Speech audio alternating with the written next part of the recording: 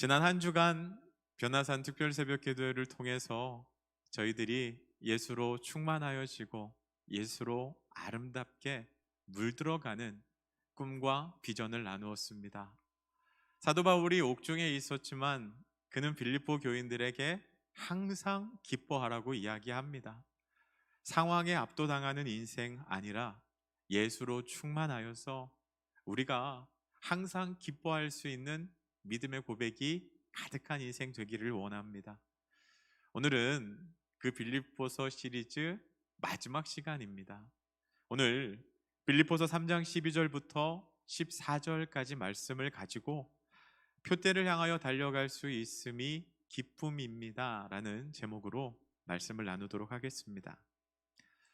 1952년 미국 독립기념일인 7월 4일, 그 당시 세계적인 수영 선수였던 플로렌스 체드윅이라는 이 여성이 놀라운 도전을 하게 됩니다. 그 당시 카타리나라는 섬에서 캘리포니아 해변까지 35km를 그 바다를 수영해서 건너기로 도전한 겁니다. 35km를 수영한다는 것, 16시간을 먹지도 않고 마시지도 않고 쉬지도 못하고 그냥 꼬박 수영을 해야 건널 수 있는 거리라고 합니다. 그녀는 홀로 수영을 해야 했고요. 자신을 상어떼로부터 지켜줄 배 한 척을 제외하면 그녀는 계속 홀로 고독한 싸움을 해 나가야 했습니다. 마침 그날이 공교롭게도 몹시도 추운 날이었고요. 또 안개가 자욱하게 끼어 있어서 수영을 하는 것이 너무나도 힘든 열악한 상황이었다고 해요. 그럼에도 그녀는 초인적인 힘을 발휘해서 15시간이 넘게 수영을 했고요. 이제 거의 목적지에 다다를 그런 상황이 되었습니다. 그런데 그녀에게 한계가 찾아온 거예요. 육체적으로, 정신적으로 너무 힘들었던 그녀는 그 스태프에게 이제는 그만하겠다고 자기를 배에 올려달라고 요청을 합니다. 그때 같이 옆에 배에 타고 있던 그녀의 어머니가 거의 다 왔으니까 조금만 더 힘을 내자고 이야기했지만 그녀는 더 이상은 안 될 것 같다고, 그래서 그녀는 그 도전을 포기하고 배에 올라오게 됩니다.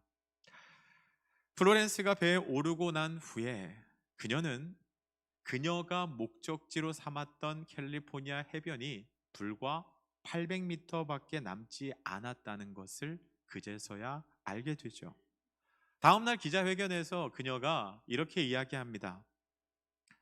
눈에 보이는 것은 자욱한 안개뿐이었습니다.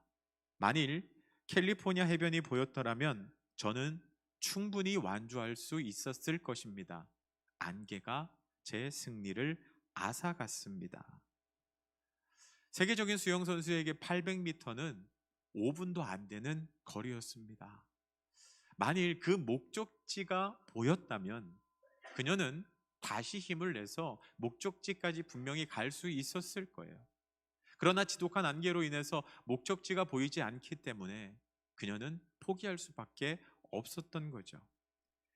여러분, 우리 인생에 목적지를 분명히 아는 것, 그 목적이 분명한 것, 오늘 바울의 표현에 의하면 표대라고 이야기했는데 그 표대가 분명한 인생은요, 힘이 있습니다.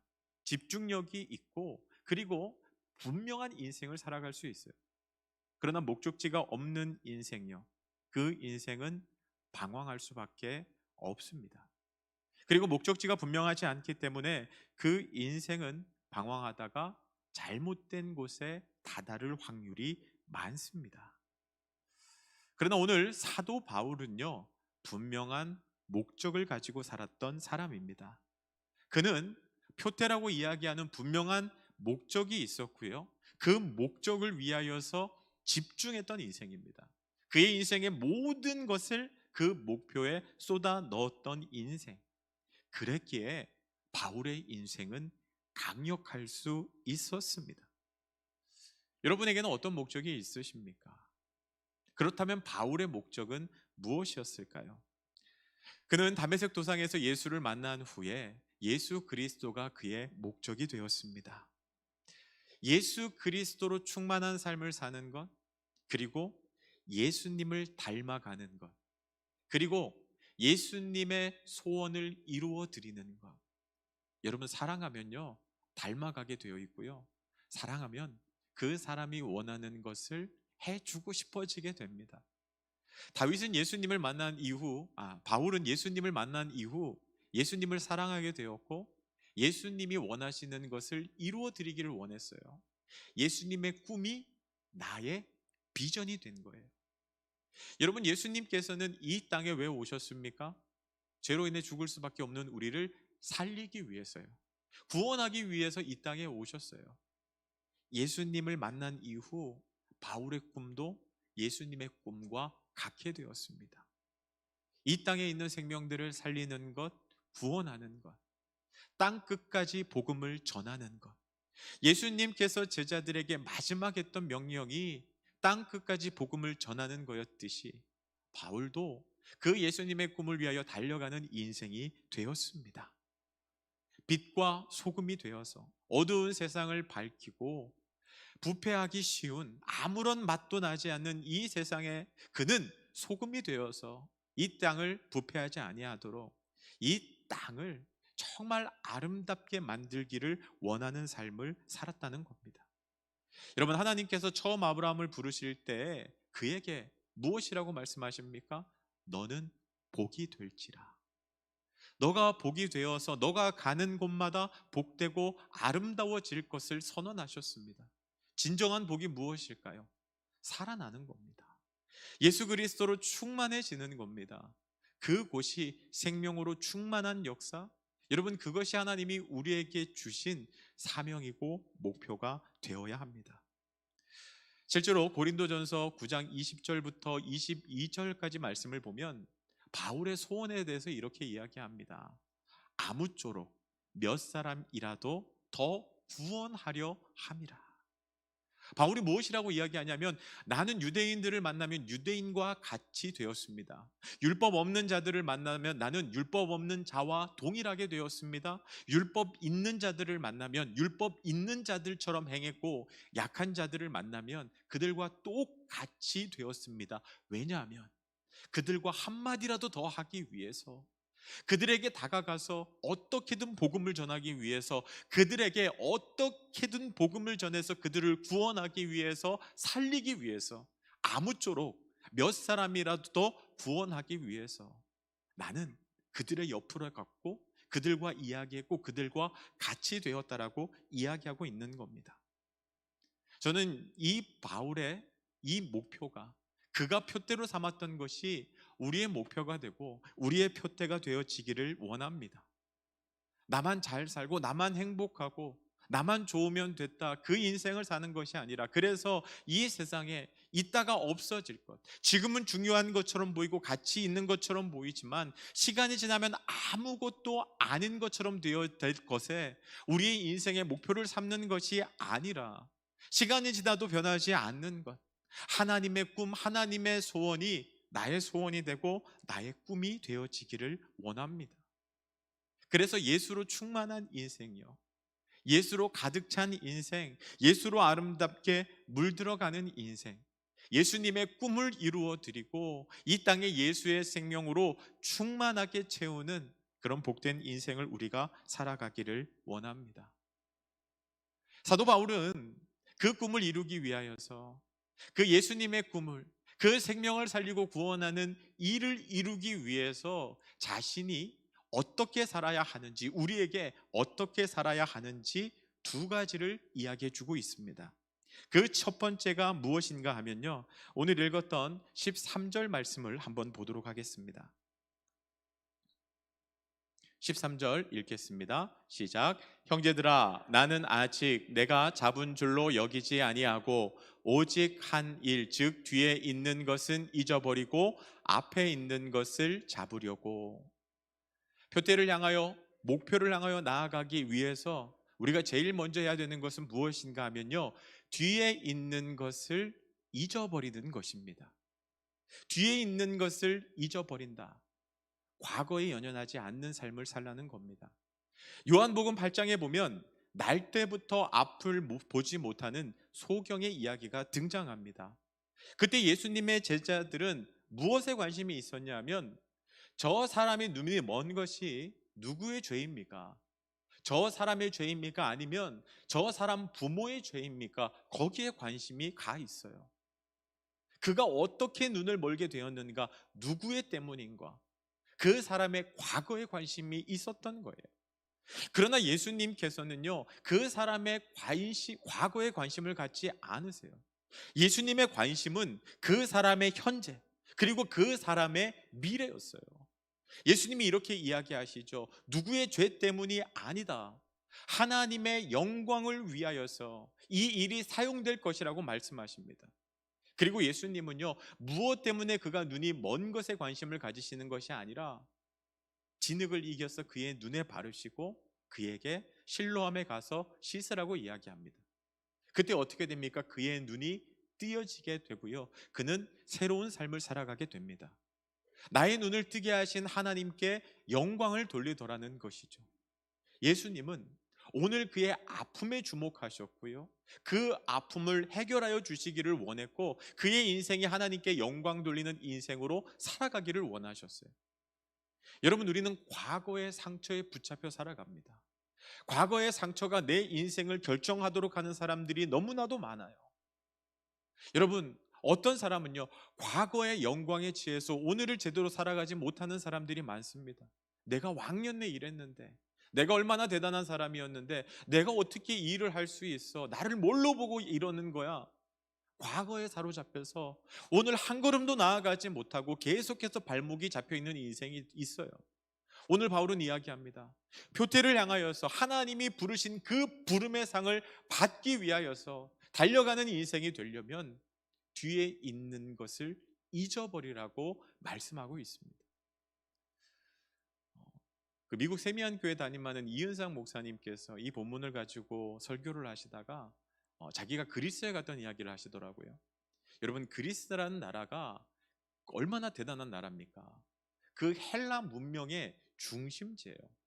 파르테논 신전, 그 광장, 여러분 정말 유서 깊은, 사람들이 보기만 해도 눈이 뒹그러지는 그 어마어마한 유적들과 문화를 가지고 있는 나라가 바로 그리스죠. 그런데 2010년 이 그리스는요, 그렇게 잘 나가고 그렇게 찬란한 문화가 있었는데도 불구하고 나라가 국가 부도 위기를 맞게 됩니다. 지나친 사회복지 정책과 그리고 국민들이 그 성공에 취해서 모든 것을 잃어버리게 되죠. 세계에서 가장 빚이 많은 나라가 되었고요, 또 그 빚을 갚지 못하는 바람에 그 유럽의 병자라는 별명까지 얻게 되었다고 해요. 그 당시에 이 목사님이 그리스라는 나라에 갔는데, 이 그리스 국민들은요, 과거의 영광에 취해 있기만 하더라는 겁니다. 우리가 얼마나 대단한 민족인데, 우리가 얼마나 대단한 문화를 가지고 있는데, 저 건축물이 수백 톤이 되는 저 돌을 어떻게 저기에 얹었는데, 야, 우리가 과거에 얼마나 대단한 힘을 가지고 있었는데 그걸 얘기하기에 바쁘더라는 거예요. 그래, 유적들은 대단할지 몰라요, 문화는 대단할지 몰라요. 그러나 그들이 살고 있는 그 삶의 자리로 갔더니 건물들은 다 금이 가 있고요, 그들의 삶은 너무나도 피폐해 있더라는 겁니다. 그런데 계속 과거의 이야기만 하고 있더라는 거예요. 여러분, 근데 그 그리스가 재작년 놀라운 변화를 맞이하게 됩니다. 새로운 총리가 이제 취임하면서요, 모든 부분에 있어서 개혁을 강행했어요. 과거의 영광이 아니라 오늘에 집중하고 미래에 집중하면서요, 사회복지 제도를 시행하고 국민들의 일자리를, 그리고 비전을 선포하기 시작하면서 작년 안에 전 세계에서 가장 높은 성장률을 기록했고, 또 전 세계적으로 증시가 가장 많이 폭등한 어떤 성장을, 그리고 변화를 경험했다고 하더라고요. 여러분, 과거에 붙잡혀서 하지 마시기를 바랍니다. 뒤에 있는 것은 잊어버리시기를 바랍니다. 우리에게 두 번째, 표대를 향하여서 그 상급을 받기 위해서, 달려가기 위해서 우리에게 바울이 주는 지침 두 번째는 무엇인가 하면요, 앞에 있는 것을 잡기 위해서 나아가라는 겁니다. 오늘 13절 말씀 저희가 맨 뒷부분에 이렇게 되어 있어요. 뒤에 있는 것은 잊어버리고 앞에 있는 것을 잡으려고 달려나가라고 이야기합니다. 여러분, 분명한 목표가 있어야 돼요. 바울은 이렇게 이야기합니다. 만일 권투 선수가 앞에 있는 사람과 싸우는데 그냥 표적이 어디 있는지도 모르고 허공에다가 주먹을 휘두른다면 어찌 경기에서 이길 수 있겠습니까? 육상 선수가 400m 달리기를 해요. 그런데 목표를 정확하게 보지도 않고 자기 마음대로 달린다고 하면 아무리 열심히 달린 듯 그가 경기에서 이길 수 있겠습니까? 그가 상급을 받을 수 있겠습니까? 라고 이야기합니다. 분명한 목적지를 정하고 그 목적지를 그것을 잡으려고 달려가라는 거예요. 목적을 분명하게 하시기를 바랍니다. 우리에게 생명을 살려야 하는 사명, 그리고 사랑해야 하는 사명, 여러분 그 사명, 구원의 사명이 있음을 기억하시기를 바랍니다. 그러나 바울의 인생도 보면 앞에 있는 것을 잡기 위해서 최선을 다했지만 그 인생에 실패도 있었고 넘어짐도 있었습니다. 돌에 맞아 죽을 위기도, 감옥에 갇히기도 하고요, 옷이 찢기기도 합니다. 믿었던 사람들한테 배신당하기도 하고 수치를 당하기도 합니다. 근데 바울의 인생에 놀라운 것은 그럼에도 불구하고, 그렇게 힘든 시간이 있음에도 불구하고 포기하지 않았다는 거예요. 다시 일어나요. 다시 그 목표를 향하여서 최선을 다해서 달려나가는 것을 보게 됩니다. 앞에 있는 것을 잡으려고, 이 단어는요, 이 문구는요, 당신의 인생에 어려움이 있을 수 있다, 넘어질 수 있다, 그럼에도 불구하고 포기하지 아니하고 끝까지 앞에 있는 것을 잡기 위해서 달려가야 한다라고 하는 의미가 있습니다. 설교를 준비하다가 영상 하나를 보게 되었는데요, 2020년 도쿄 올림픽 육상 경기 1500m 여자 예선전 경기였습니다.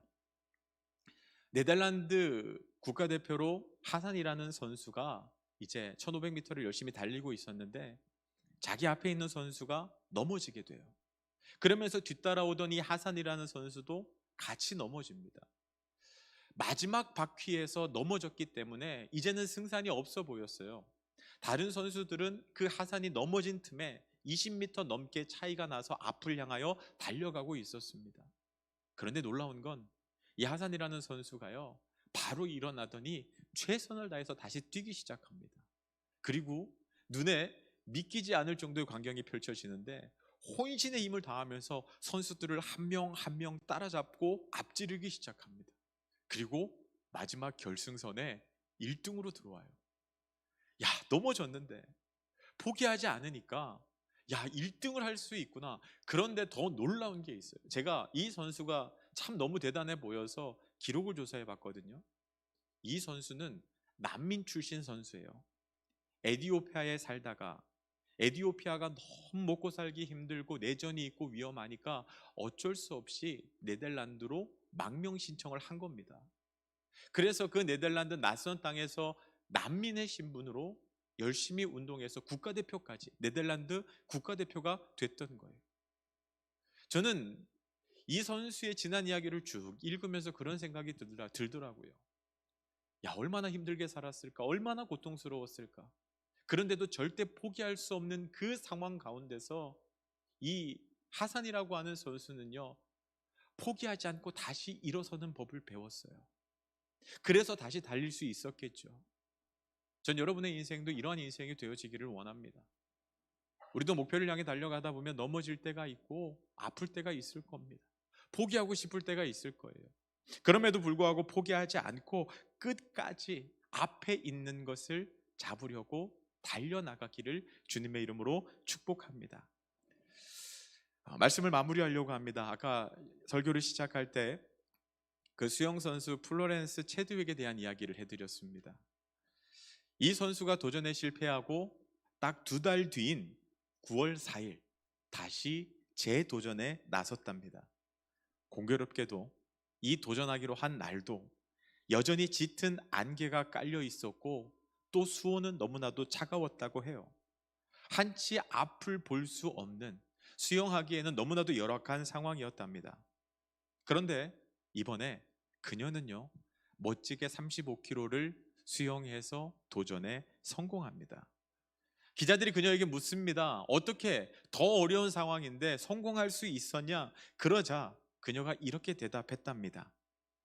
이번에는 내가 목표 지점을 마음속으로 보고 있었기 때문에 끝까지 헤엄칠 수 있었습니다.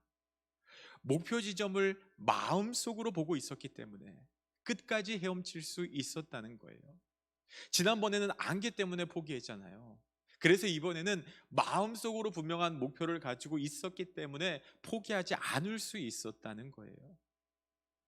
여러분, 분명한 목표를 가진 인생이 되시기를 바랍니다.